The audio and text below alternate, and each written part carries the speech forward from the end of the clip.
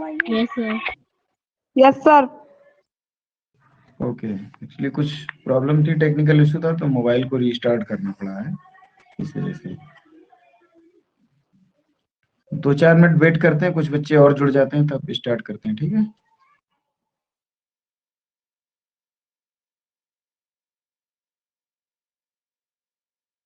Sir syllabus बता दीजिए जब तक।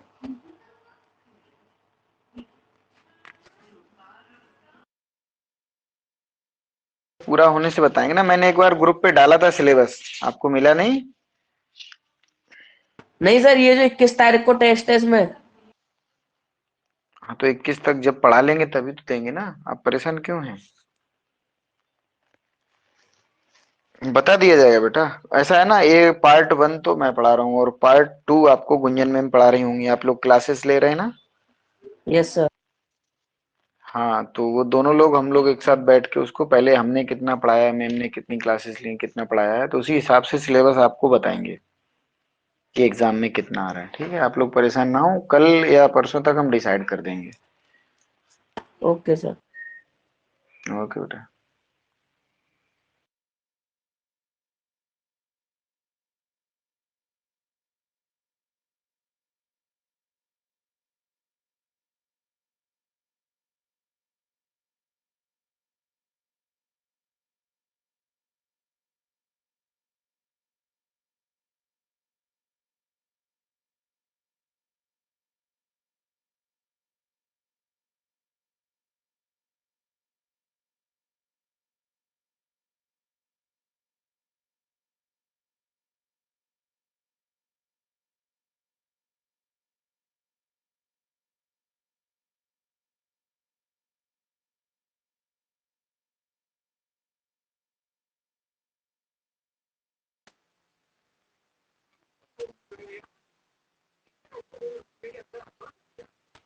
चलिए बेटा शुरू करते हैं।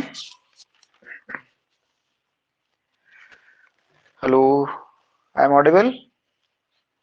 Yes sir, you are audible. Okay बेटा। चलिए, good evening to all. Good evening साहब। चलिए स्टार्ट करते हैं। आज का टॉपिक है आपका इकोनॉमिक सिस्टम्स। अर्थव्यवस्था के बारे में आप बहुत कुछ सुनते रहते हैं चारों तरफ से। कुछ पॉलिटिकल व्यूज भी होते हैं, कुछ हमारे अपने व्यूज होते हैं, कुछ एक दूसरे के ऊपर कहते हैं कि वो इकोनॉमिक्स नहीं जानते हैं, वो अर्थशास्त्र नहीं जानते हैं। ऐसा देश में चलता रहता है ना, कई बार बयानबाजी आती रहती है। तो आज हम सीखेंगे कि इकोनॉमिक सिस्टम है क्या, जो जल्दी से किसी को समझ में नहीं आता है। Meaning and definition of economic systems. देखिए, अर्थव्यवस्था की विभिन्न संस्थाओं के समूह को आर्थिक प्रणाली कहते हैं, जिनके द्वारा अर्थव्यवस्था का संचालन होता है। अर्थव्यवस्था कोई एक छोटी चीज नहीं है, छोटी संस्था नहीं है जो कि एक कोई इजीली उसको परफॉर्म कर सके। हमारे देश में किसान से लेकर सीमा पे खड़े हुए जवान तक, एक नारा आपने सुना ना, जय जवान जय किसान। तो सीमा पर जो किसान, जो जवान लगा हुआ है और खेतों में जो किसान काम कर रहा है, सभी की जो क्रियाएं हैं वो आर्थिक क्रियाएं आती हैं। आपने पढ़ा भी होगा, आर्थिक और अनार्थिक क्रियाएं। तो ये जो आर्थिक क्रियाएं हैं, ये हमारा इकोनॉमिक सिस्टम से जुड़ी हुई हैं। और भी बहुत सारे, इकोनॉमिक्स इतना छोटा सा शब्द नहीं है जिसको इजीली समझा जा सके। हम कोशिश करते हैं आपको व्हाइट बोर्ड से कुछ पॉइंट आउट करने की। अब लोगों की जो आवश्यकताएं हैं वो कैसी होती हैं? अनलिमिटेड। नीड्स कैसी हैं? अनलिमिटेड। और जो रिसोर्सेस हैं वो कैसे होते हैं? Limited.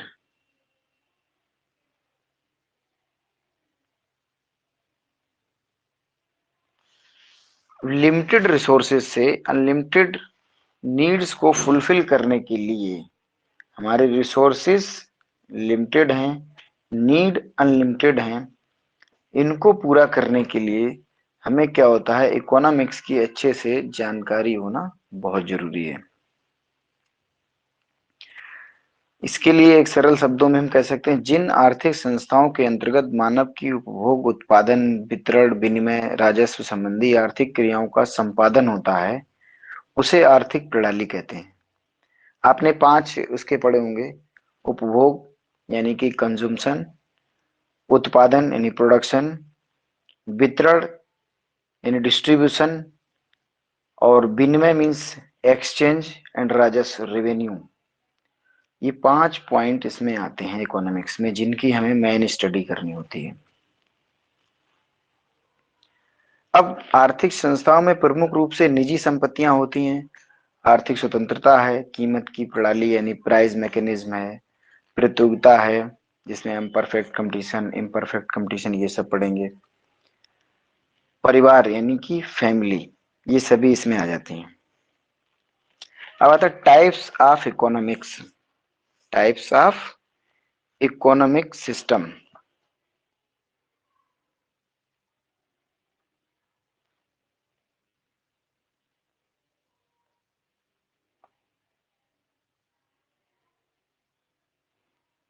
Types of economic system में 3 हैं। फर्स्ट है आपका कैपिटलिज्म,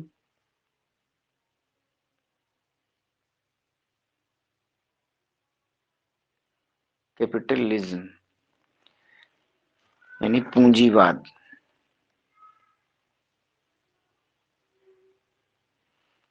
और दूसरा है हमारा समाजवाद, सोशलिज्म।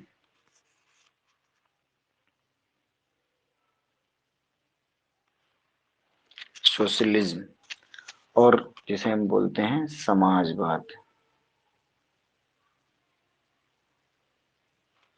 और थर्ड पॉइंट होता है हमारा मिक्स्ड इकोनॉमी। क्या है? मिक्स्ड इकोनॉमी, मिश्रित अर्थव्यवस्था, मिश्रित अर्थव्यवस्था। तो फर्स्ट पॉइंट है हमारा क्या? पूंजीवाद।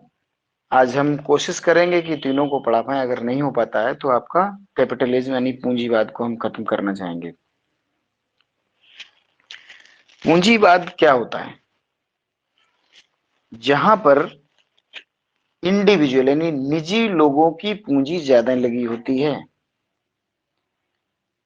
निजी लोगों की पूंजी ज्यादा लगी होती है, हम उसे पूंजीवाद कहते हैं।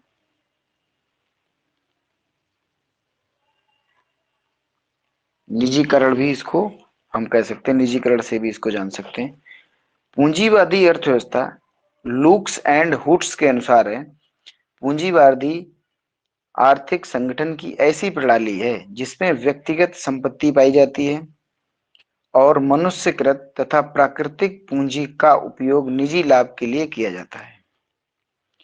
जितने भी प्राइवेट बिजनेस होते हैं जिनको हम देखते हैं, वो सभी पूंजीवाद के एक उदाहरण है, एग्जाम्पल है।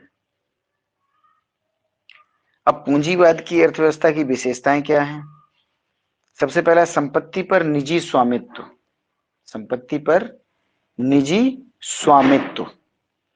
जो भी एसेट्स होती हैं उनमें किसी न किसी एक इंडिविजुअल पर्सन का राइट्स होता है, यानी उसका अधिकार होता है, वो उसका मालिक है। नेक्स्ट होता है आर्थिक स्वतंत्रता। निजी स्वामित्व में 2-3 बातें और हो सकती हैं। निजी स्वामित्व का मतलब है कि वो क्या उत्पादन करेगा, यानी क्या प्रोडक्शन करेगा, फिर और उसमें से किन किन चीजों को, यानी जो उसकी इनकम है उसमें से कितना बचाएगा, कितना खर्च करेगा, वो उसके ऊपर डिपेंड करता है। फिर आता है धन नष्ट होने से बचता है, क्योंकि उसकी संपत्तियां हैं, वो अपने हिसाब से उसकी सुरक्षा करता है। जब आपको मालूम हो कि कोई चीज ये हमारी है, हम इंडिया में देखते हैं बहुत से लोग ये देखते हैं ये पब्लिक की चीज है, यानी गवर्नमेंट की है, तो उसको नुकसान पहुंचाते हैं। जैसे रेलवे के बल्ब चोरी हो जाते हैं, या कहीं पब्लिक टॉयलेट है वहां पे बल्ब चोरी कर लिया किसी ने, कोई और आइटम चोरी करके ले गया। तो ये जब उसको मालूम है ये चीज हमारी है, निजी है, तो ऐसी कंडीशन में वो उस तरह की चीजों को नुकसान नहीं पहुंचाता है, क्योंकि वो उसकी निजी संपत्ति होती है। नेक्स्ट पॉइंट आता है आपकी आर्थिक स्वतंत्रता। पहला था निजी स्वामित्व,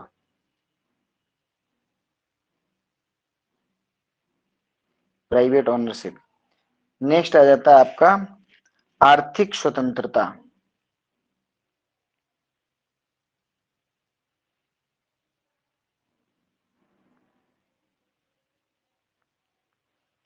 आर्थिक रूप से वो स्वतंत्र है, उसकी इनकम कहाँ से हुई, कितनी इनकम हुई और वो उसको कहाँ पर एक्सपेंसेस करेगा, कहाँ पे खर्च करेगा, इसके लिए पूंजीवादी व्यवस्था में पूरी तरह से वो फ्री है।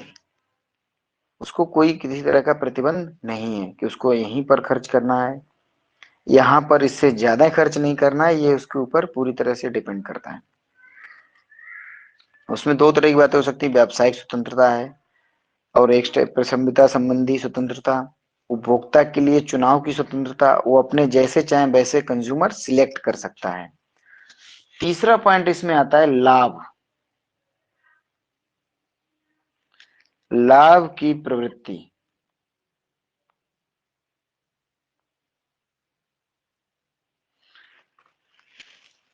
कोई भी बिजनेस लॉस के लिए तो किया नहीं जाता, ये तो हम सभी जानते हैं।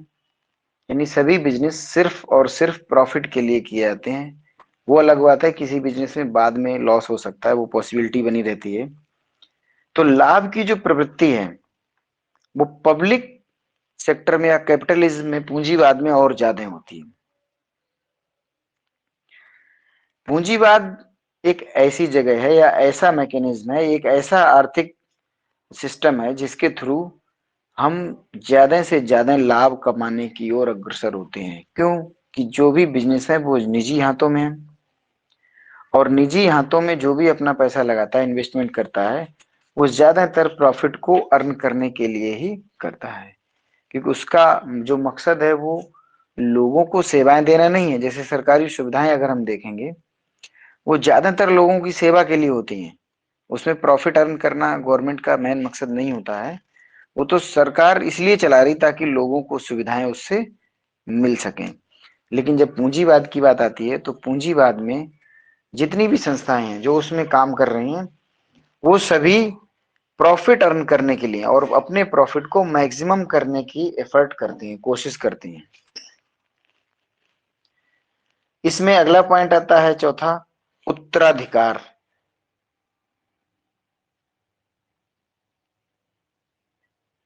उत्तराधिकार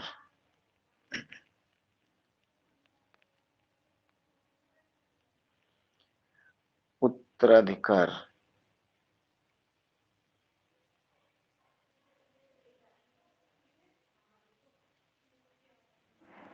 उत्तराधिकार क्या होता है?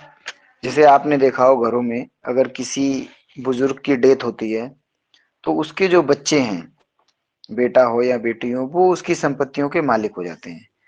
व्यापार में भी ऐसे होता है, जो निजी संपत्तियां होती हैं, जो उनके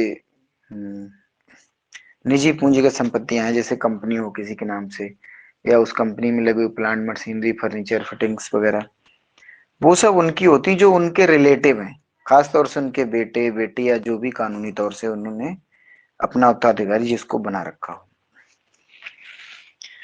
पांचवा पॉइंट आता है इसमें सामाजिक वर्ग भेद।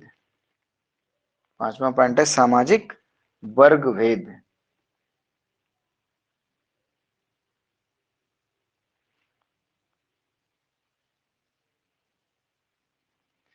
अब ये वर्ग भेद क्या है? एक है गरीब और दूसरा है अमीर, ये अपने आप में एक वर्ग बन गया। एक गरीब और दूसरा अमीर, एक के पास ज्यादा पैसे हैं, एक के पास कम पैसे हैं। एक उपभोक्ता है, एक उत्पादक है। अलग अलग तरह के वर्ग हो गए ना। एक तो गरीब हो गया और एक अमीर, एक तो ये हो गया। दूसरा एक हो गया मालिक और दूसरा हो गया नौकर। और इसमें क्या हो सकता है? एक हो गया ग्राहक ना कह के हम उसको उपभोक्ता कहें, और दूसरा कौन है?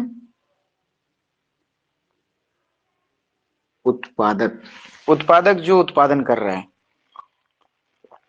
जो प्रोडक्शन में लगा हुआ है। प्रोडक्शन यानी कि हम किसी वस्तु का जब प्रोडक्शन करते हैं, जैसे हमारे हाथ में जो पेन है, मोबाइल है, ये एक प्रोडक्ट है किसी कंपनी का। तो एक तो वो कंपनी है जो कि उसका उत्पादन कर रही है, दूसरे हम सभी लोग हैं जो वो मोबाइल है या पेन है इन सबको यूज कर रहे हैं, वो उपभोक्ता है।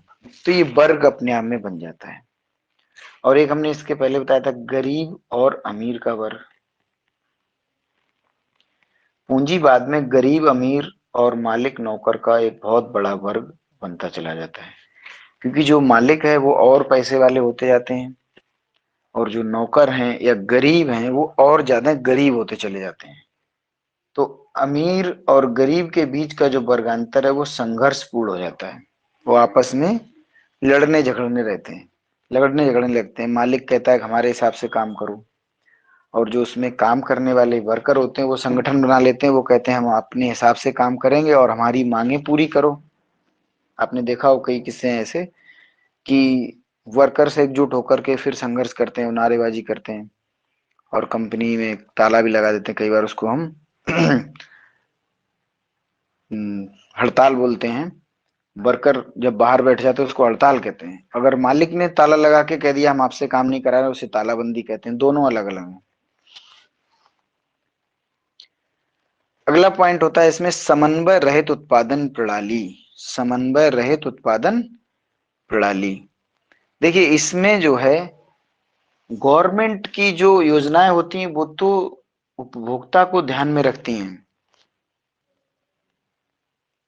लेकिन जो प्राइवेट होती हैं समन्वय रहित उत्पादन प्रणाली,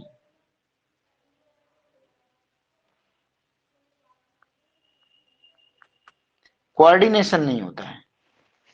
क्योंकि जितने भी पब्लिक कंपनियां हैं वो सब अपने प्रॉफिट के हिसाब से चलती हैं, ना कि पब्लिक की नीड के हिसाब से। जबकि गवर्नमेंट की जो योजनाएं होती हैं, गवर्नमेंट कंपनी होती हैं, वो अपनी प्रॉफिट ना देख के पब्लिक के हित में काम करती हैं। और ये क्या करती हैं, अपने प्रॉफिट के लिए ज्यादातर काम करती हैं, इसलिए इनमें कोऑर्डिनेशन ज्यादा नहीं होता है। नेक्स्ट है हमारा प्रतिस्पर्धा, कंपटीशन।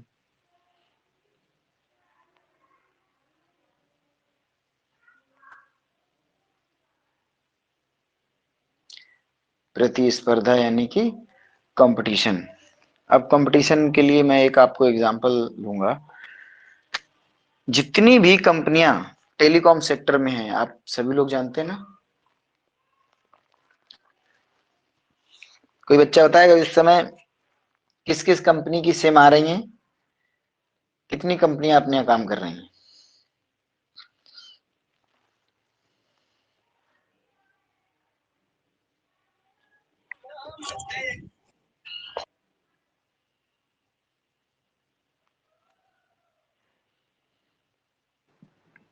हमारी आवाज आ सर रही है? जियो की, और जियो, जी आप बताते एयर, जाइए।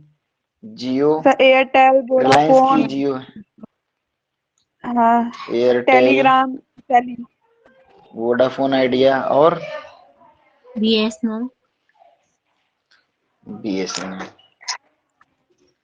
चलिए ये बच्चों ने बताई हैं। रिलायंस की जियो है, ठीक है।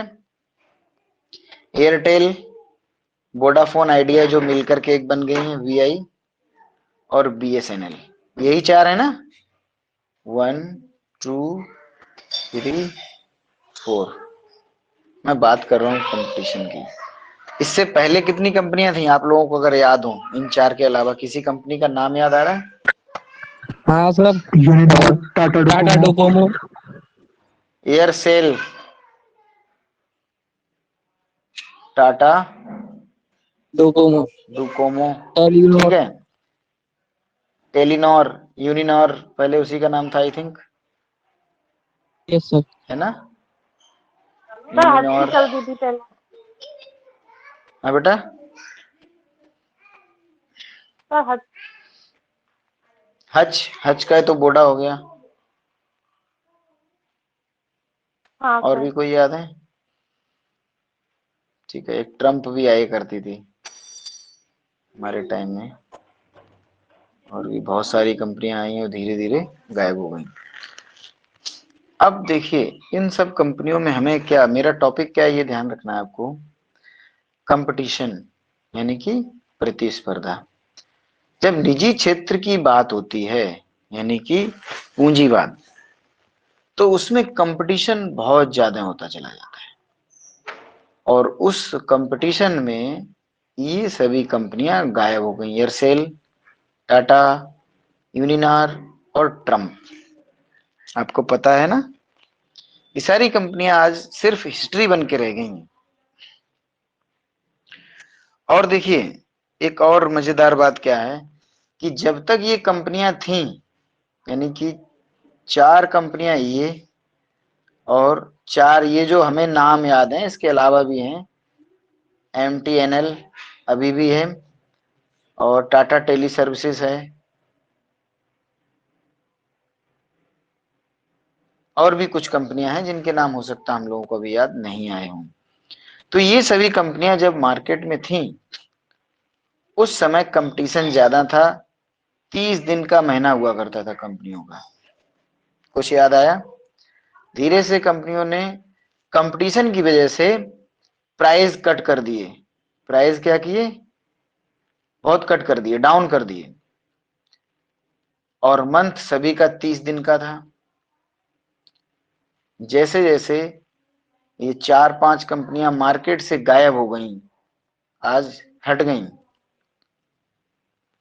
तो जो कंपनियां बची हैं, जियो, एयरटेल, वोडा, BSNL, सभी, इन सभी ने अपने रिचार्ज के जो प्राइस हैं क्या किए?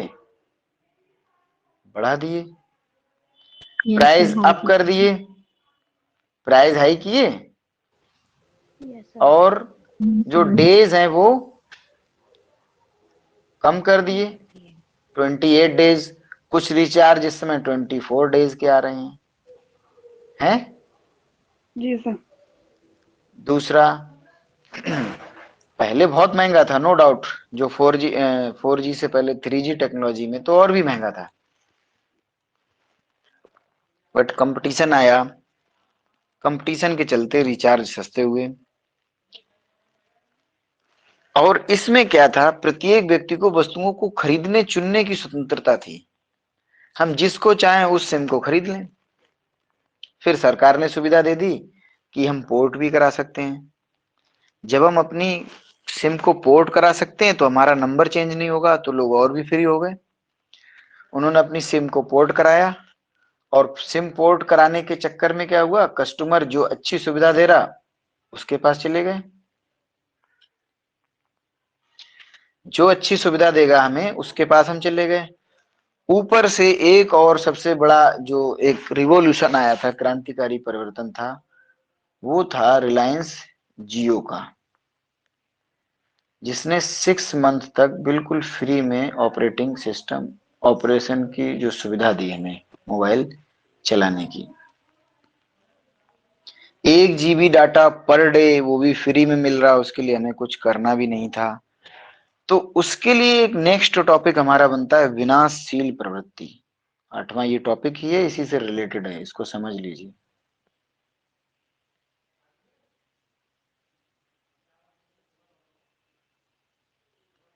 विनाशशील प्रवृत्ति।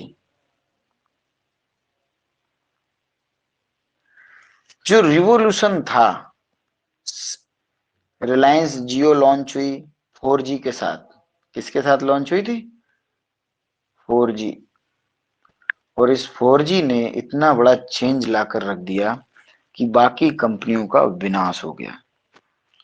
अभी हम दूसरा अगर एग्जांपल लें तो कोविड के टाइम में बहुत सी कंपनियां, जो छोटे स्तर के व्यापारी जिन्हें हम कह सकते हैं, जिनका छोटा बिजनेस होता है, वो धीरे धीरे बंद हो गए, और इतना विनाश हो गया कि आप देखेंगे कुछ बिजनेसमैन मजदूरी करने लगे,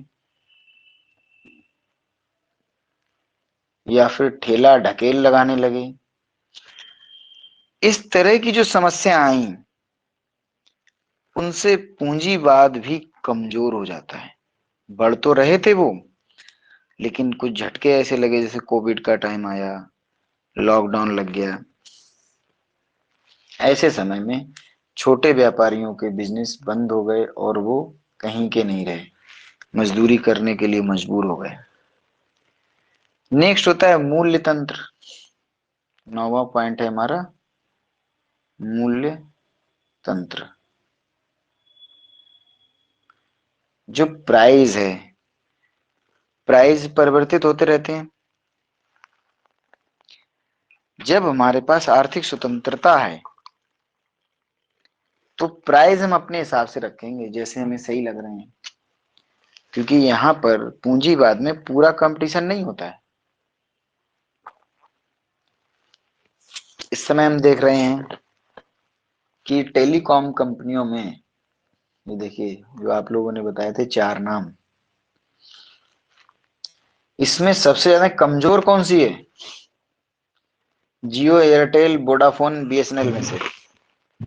वीआई है सर। कैसे?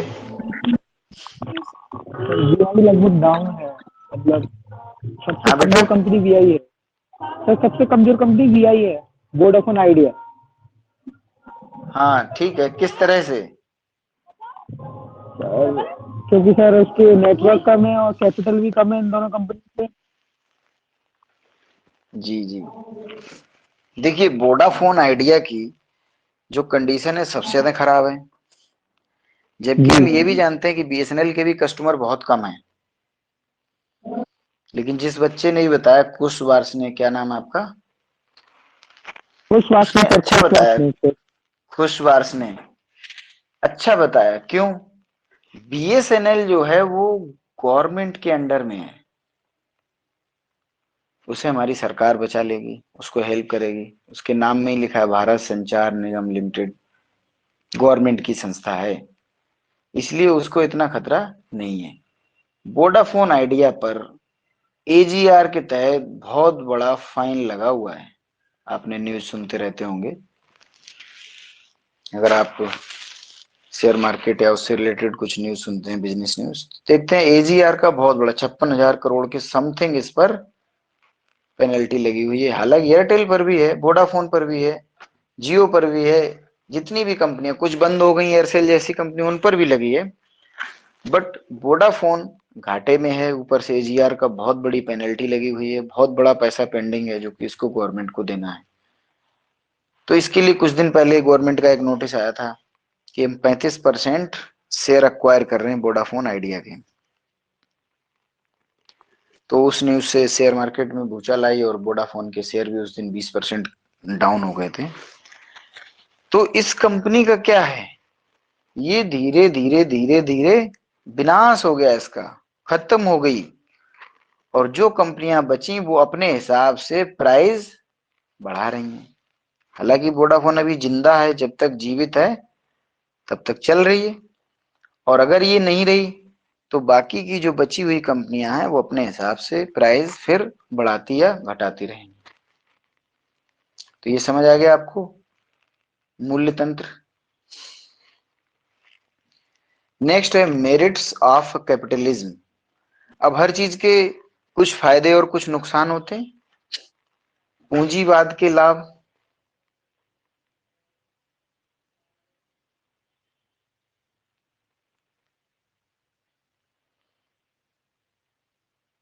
पूंजीवाद के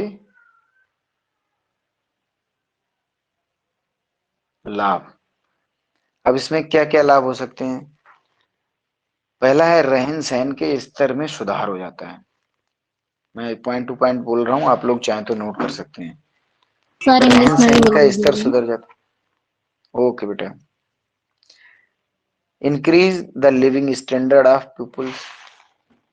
जो लिविंग स्टैंडर्ड है, लोगों का रहन सहन बदल जाता है, फर्क पड़ जाता है, क्योंकि बिजनेस करने की फ्रीडम है, वो अपना जैसे चाहे वैसे बिजनेस कर सकते हैं। अगला पॉइंट होता है इसका फ्लेक्सिबिलिटी, लचीलापन। जब हम खुद से बिजनेस करते हैं तो उसको कम या ज्यादा अपने हिसाब से कर सकते हैं। हमारा जो बिजनेस है वो बढ़ रहा है, प्रॉफिट हो रहा है, तो हम उसको इंक्रीज करते जाएंगे। घट रहा है, लॉस हो रहा है, तो हम कुछ और सोचेंगे, जैसे कि उसमें चेंज करना, कोई अगर पॉसिबल चेंजेस हैं तो हम वो भी करेंगे। नेक्स्ट है इंक्रीज इन प्रोडक्शन, उत्पादन में वृद्धि होना, यानी कि जो प्रोडक्शन है वो हमारा कैसा होता है, बढ़ जाता है। आप देखें लोग नौकरी से ज्यादा बिजनेस में मेहनत करते हैं, क्योंकि उनको मालूम है जितनी मेहनत हम करेंगे उतना हमको इसमें मिलेगा। और नेक्स्ट पॉइंट है इसमें स्वतंत्रता, यानी कि फ्रीडम।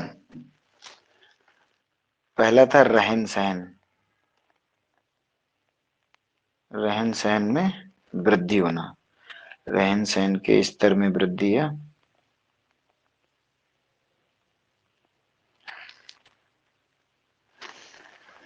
लचीलापन, फ्लेक्सिबिलिटी।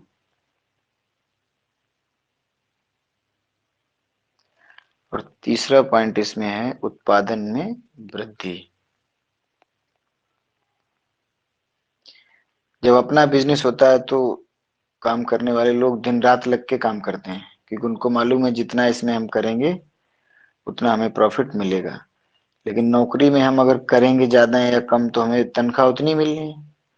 कुछ लोग सोचते हैं, आपने सुना भी होगा, कहते भी हैं कि हमें तो जितनी तनख्वाह मिलती है अब तो उतना काम करते हैं, हमें ज्यादा करने की जरूरत नहीं है। सुना है ना? क्योंकि उन लोगों की मेंटेलिटी है कि हमें जितना काम मिल रहा है उतना ही करना चाहिए। उसके बाद है, क्या था लास्ट, उत्पादन में वृद्धि, फिर है स्वतंत्रता। फ्रीडम। स्वतंत्रता, फ्रीडम, फ्रीडम। जब पूंजीवादी व्यवस्था है, आप अपना बिजनेस कर रहे हैं, सामने वाला अपना कर रहा है, तो हम फ्री हैं, हम जैसे चाहें अपनी इनकम को वैसे यूज कर सकते हैं, जो चाहें वो प्रोडक्शन कर सकते हैं। नेक्स्ट होता है स्वयं चालकता, सेल्फ ऑपरेटिंग। बिजनेस किसी के कंट्रोल में नहीं है, क्योंकि उसमें गवर्नमेंट की ना तो सब्सिडी लगी है ना गवर्नमेंट का कंट्रोल है। कैपिटलिज्म क्या होता है, अपने हिसाब से हम बिजनेस चलाते हैं। अब आप देखते हैं कि जो भी कंपनियां हैं टेलीकॉम सेक्टर में, वो अपने हिसाब से प्राइस इंक्रीज कर देती हैं। आपने देखा ना, जब मन किया प्राइस इंक्रीज कर लिया। पेट्रोलियम की जो कंपनियां हैं वो जब चाहे तेल के दाम बढ़ा दें, जब चाहे गैस सिलेंडर के दाम बढ़ा दें, क्योंकि कैपिटलिज्म है। कुछ कंपनियां हैं, अगर कंपटीशन पढ़ेंगे, परफेक्ट कंपटीशन, मोनोपोली, डुओपोली, उसमें भी इनके बारे में डिटेल में आपको पढ़ाया जाएगा। नेक्स्ट है आपका मितव्ययिता,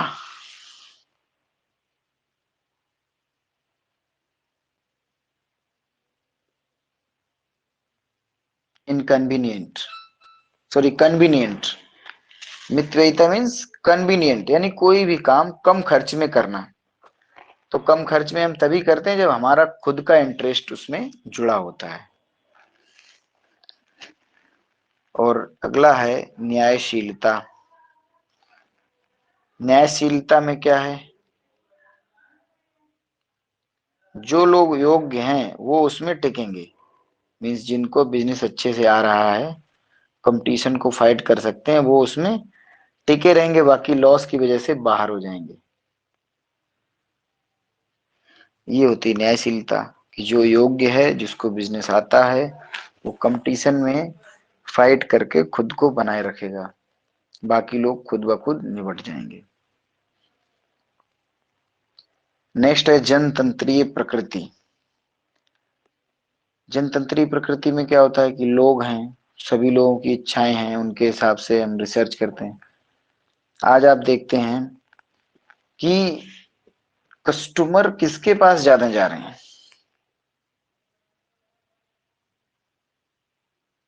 जन जनतंत्रीय प्रकृति। कस्टमर उस कंपनी को ज्यादा पसंद कर रहे हैं जो हमारी जरूरत को समझ रहा है।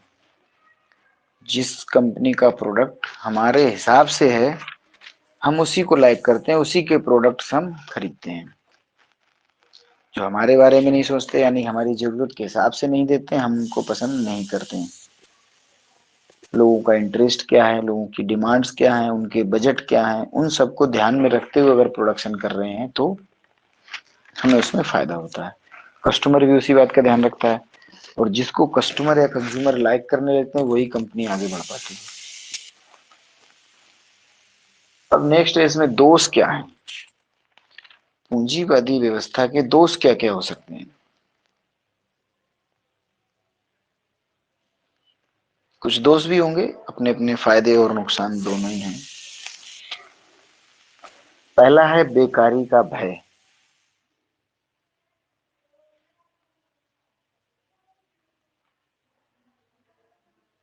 बेकारी का भय, देखिए जब पूंजीवादी अर्थव्यवस्था होती है उसके बीच में तेजी और मंदी आती जाती रहती है। सर ये दोष क्या और होता है? दोष डीमेरिट्स, लॉसेस मींस उसके डीमेरिट्स क्या हैं। मींस कैपिटलिज्म जो सिस्टम है, बेकारी का भय? बेकारी बता रहे हैं, जैसे एक तरह से बेकार हो जाना, या यूं कहें कि इंग्लिश हम में क्या बोलते हैं सर? अनएलिजिबल भी कह सकते हो, अभी समझ आ जाएगा आपको थोड़ा सा। जैसे अनएलिजिबल, जैसे एक वर्कर आपके यहाँ काम कर रहा है, और कैपिटलिज्म में क्या है कि पूंजीवादी व्यवस्था में हम पैसे से ज्यादा काम कराते हैं। अब आपके यहाँ 10 वर्कर काम कर रहे हैं, आपने ऑटोमेटिक मशीन लगा दी वहां पे, तो 10 की बजाय 2 वर्कर काम करेंगे और वो मशीन पूरा काम करती रहेगी। जितना प्रोडक्शन आपके यहाँ 10 लोग कर रहे थे उतना प्रोडक्शन अब 2 लोग मिलकर कर रहे हैं, क्योंकि मशीन ऑटोमेटिक है। तो 8 लोग तो बेकार हो गए, वो अनएलिजिबल हो गए, जबकि उनको नॉलेज तो है, बट ऑटोमेटिक मशीन आने से वो क्या हुए, अनएलिजिबल हो गए, अनएम्प्लॉयड हो गए, बेकार हो गए। समझ आ गया? तो सर हम इसकी जगह बेकारी का भय की जगह बेरोजगारी का भय ये लिख सकते हैं? हाँ ये भी लिख सकते हैं, लिख सकते हैं बेटा। और सर इंग्लिश में क्या लिखेंगे सर? हेडिंग? इंग्लिश में फियर ऑफ अनएम्प्लॉयमेंट। ठीक है। अगला है आपका आय व धन के वितरण में असमानता, inequality in the distribution of income.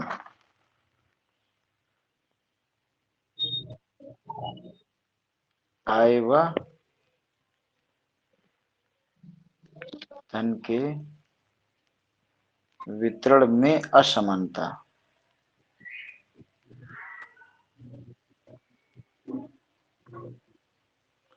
देखिए पूंजीवादी व्यवस्था में कुछ लोग इतने पैसे वाले होते जाते हैं कि उनके पास बहुत सारा पैसा है, उनको मालूम भी नहीं है कि वो कितने उनकी कंपनियां हैं, कितने वर्कर हैं, कितनी ब्रांचेस हैं। और कुछ लोग गरीब होते हैं, वो और ज्यादा गरीब होते चले जाते हैं। ये समस्या है।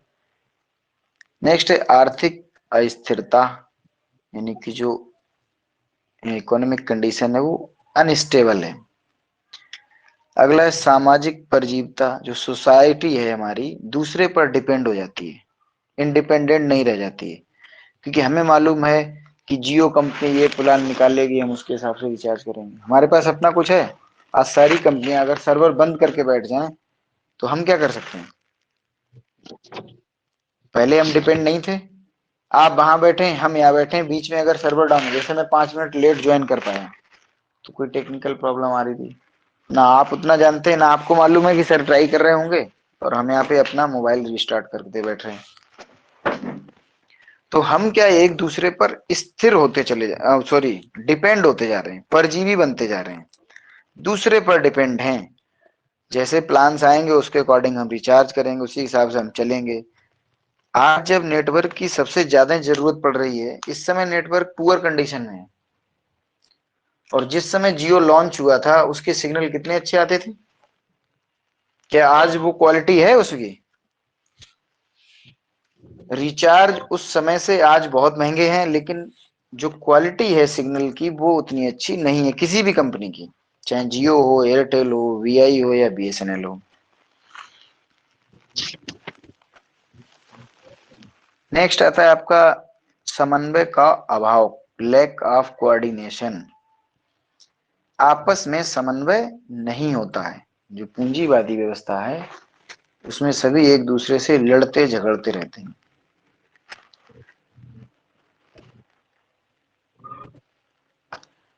ठीक है बेटा, आज के लिए इतना हो गया, और मैं कल आपको सोशलिज्म पढ़ाऊंगा आप लोगों को, समाजवाद। सर इसके सर कुछ सर इम्पोर्टेंट क्वेश्चन वगैरह भी होंगे सर, आप सर बता सर लिखवा देंगे सर?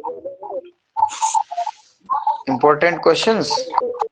जी सर, मतलब कुछ ऐसे इम्पोर्टेंट क्वेश्चन हाँ। होते सर? ये जो 21 डेट को जो टेस्ट है उसका सिलेबस बता दीजिएगा एक बार।